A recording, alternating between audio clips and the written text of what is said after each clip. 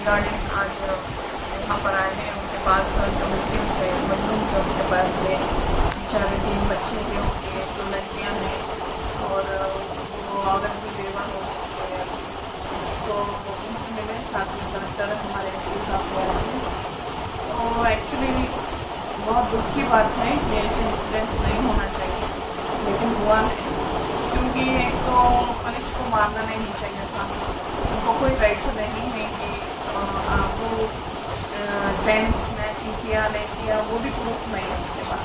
अच्छा ठीक है, उनके पास इतना सबूत है, उसके बाद वो एक्शन करे बोले तो एक बात तो हो सकते हैं, लेकिन उनके पास ना कोई प्रूफ है, ना कोई खादी में किया बनकर, ना उनके पास कोई CC कैमरा फुटेजेस है, कुछ भी नहीं है। बस लाए एक डाउट पर लाकर उन्होंने इतनी पिटाई कर दी, इतना हमारा बेचारे को जाने चले। तो जो इन्होंने कानूनी तौर पर जो काम नहीं करना चाहिए था डिपार्टमेंट वालों को, वो किया है, लेकिन उनको भी पनिशमेंट मिलना चाहिए जो ऐसा करे। क्यों बोले तो हमारा कानून है कि कोई डिपार्टमेंट पुलिस वाला नहीं मार सकता। अगर उसने चोरी की तो उसको नेक्स्ट डे 48 आवर्स के अंदर ही, आई थिंक 24 और 48 आवर्स 24 आवर्स के अंदर ही उसको कोर्ट में पेश करना रहता है। तो कोर्ट में भी पेश नहीं किया और ना उनके पास कोई पुख्ता सबूत है, फिर भी अगर होते तो भी उनको नहीं मारना चाहिए था। और ये बड़ी दुख की बात है क्योंकि उनका इंतखाब हो गया है। तो आज जब तो क्या राजस्थान की फैमिली से आप मुलाकात की? जी हाँ, अभी हम वहीं से आ रहे हैं, साथ में कलेक्टर और एसपी को भी लेकर गए। हम ये बोल रहे हैं कि जो लोग पुलिस वालों ने किया उनको तो पनिशमेंट मिलना है, लेकिन साथ में उनकी बीवी को गवर्नमेंट जॉब मिले और 50 लाख वो उसमें औरत बच्चियाँ हैं, लड़कियाँ हैं, उनके नाम पे डिपॉजिट करे ताकि वो आगे चल के, एक बच्चा है 20-20 लाख, 2 लड़कियों के नाम पे 10 लाख बच्चे के नाम पे करना है। तो हाँ, एक डबल बेडरूम हमने जो कहा वो बिल्कुल बहुत ही कम है, क्योंकि उसने जो खो दिया है ना उनका शौहर को, वो कोई वापस ला है। तो सरकार भी माइनॉरिटी के खिलाफ इतना अगर अन्याय हुआ है तो जल्द से जल्द एक्शन होना चाहिए।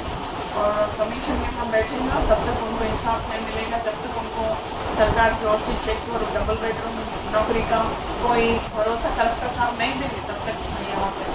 तो आप माइनॉरिटी कमीशन के तवज्जुह से जब यहाँ पहुँचे हैं, तो माइनॉरिटी कमीशन का इतने इशू में यहाँ पहुँचना ये अपने आप में बहुत बड़ी बात है। आप यहाँ पहुँची नहीं, देखो मैं यहाँ इसलिए पहुँची क्योंकि मुझे दुख है।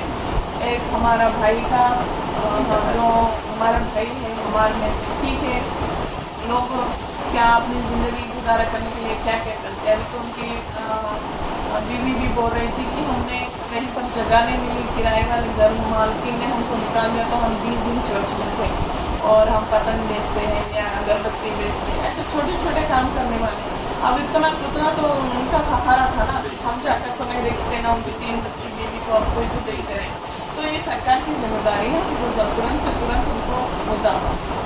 तो आपसे एक बात ये जानना चाहूँगी कि आपका माइनॉरिटी कमीशन की तरफ से इसमें पुलिस खातियों के ऊपर क्या कुछ नहीं, देखिए हम कमीशन को कोई एक्शन हम ले नहीं सकते, लेकिन हम DGP को बोलेंगे, होम मिनिस्टर को बोलेंगे कि इस पर सख्त कार्रवाई।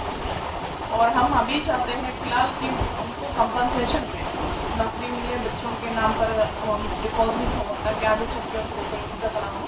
और पुलिस के खिलाफ वाकया हुआ है, इस वाक़े को लेके आपकी तरफ से जो कुछ कार्रवाई हुई है, फिर इसके अंदर एक चीज़ अगर हम देखें तो ये बहुत बड़ा इशू बन चुका है।